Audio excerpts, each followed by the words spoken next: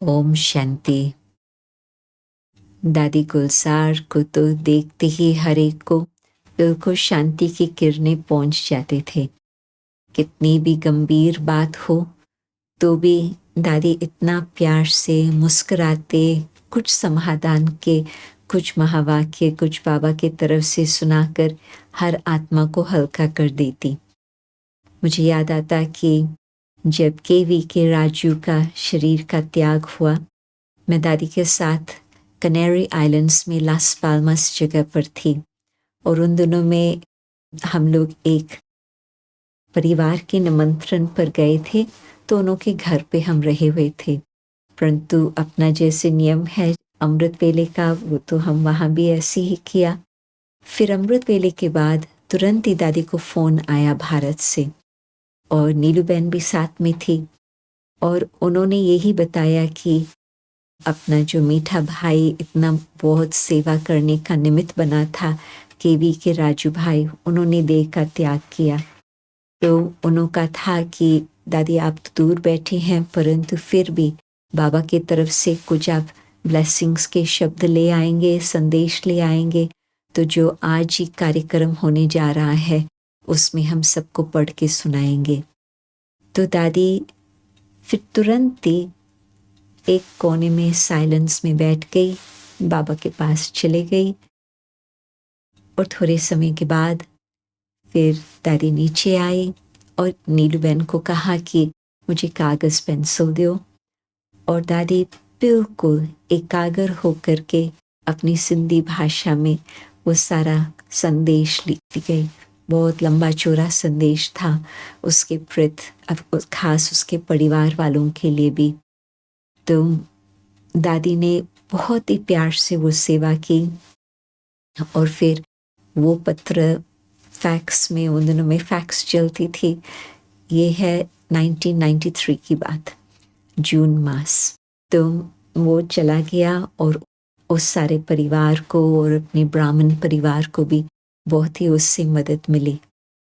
तो दादी की जो लिखत थी, लिखने में भी कितनी शक्ति थी, क्योंकि बाबा की ही बातें वो लिखती रही।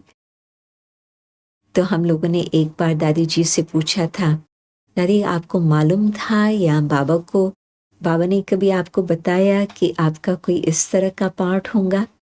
तो दादी विचार करने लगी, फिर कहा हाँ, बाबा ने मुझे कहा था कि तुम लिखना, कई बातें मुझे कहा था लिखने के लिए।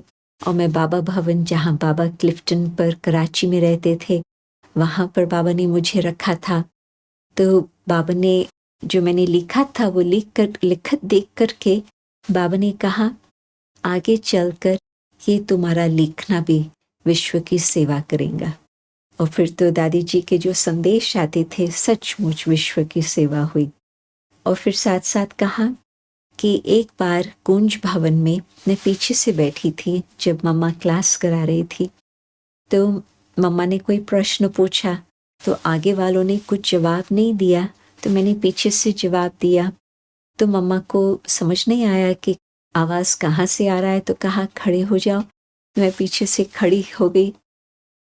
तो मम्मा ने मुझे देख करके कहा कि तुम्हारी आंखों से बहुत विश्व की सेवा होंगी। तो सचमुच जो हम सभी को अव्यक्त बाप दादा की दृष्टि की इतनी मदद मिली है, आज भी मैं याद करती हूँ कि बाबा की दृष्टि किस तरह से हम लोगों को उड़ा लेती थी। और न केवल मेरा अनुभव ये, परंतु 25,000 लोग इकट्ठे हो और बाबा की दृष्टि दादी के द्वारा हम सबको मिले और इतना शांति का वातावरण आ जाए, ये थी दादी की कमाल। तो हम लोग नहीं जानते हैं कि भविष्य क्या होता, परंतु बाबा तो जानते हैं, मम्मा भी जानती थी। तो इस तरह से उनको ये बहुत ही सुंदर वरदान मिला था। और मुझे याद आता कि कई बारी समय समय पर अव्यक्त बाबा दादी के थ्रू ही कई बातों का वर्णन करते थे और उसमें ये विशेषताएं बताते थे कि इस रथ की विशेषता क्या है।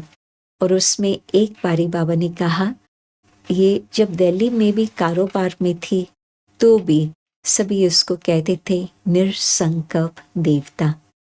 ये अपना मन ज़्यादा नहीं चलाते।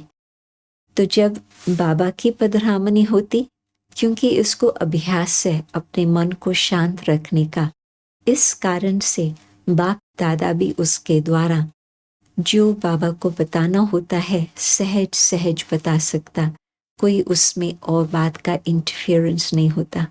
तो भगवान ने ऐसे रथ को चुना जिसने करीब करीब 50 वर्ष हम सब की इतनी सेवा की, तो उसको तो हम बहुत प्यार से याद करते हैं आज तक भी।